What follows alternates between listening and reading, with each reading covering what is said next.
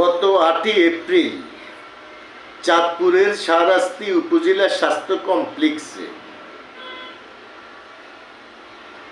আলিফ নামে 5 বছরের এক শিশুকে তার জ্বরের কারণে স্বাস্থ্য কমপ্লেক্সে তার পরিবার তাকে নিয়ে আসে।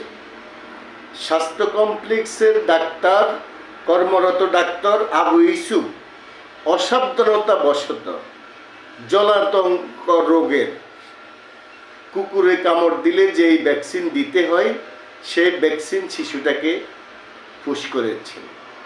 এই ঘটনায় এলাকাব্যাপী অনেক তীব্র ক্ষোভ আন্দোলন সবকিছু মিলিয়ে এই ডাক্তারকে বদলি করে সন্দ্বীপ উপজেলা স্বাস্থ্য কমপ্লেক্সে বদলি করেছে। এখন সন্দ্বীপের মানুষ আতঙ্কে ভুগতেছে, কখন কাকে এই ইনজেকশন বা এই ভ্যাকসিন পুশ করে।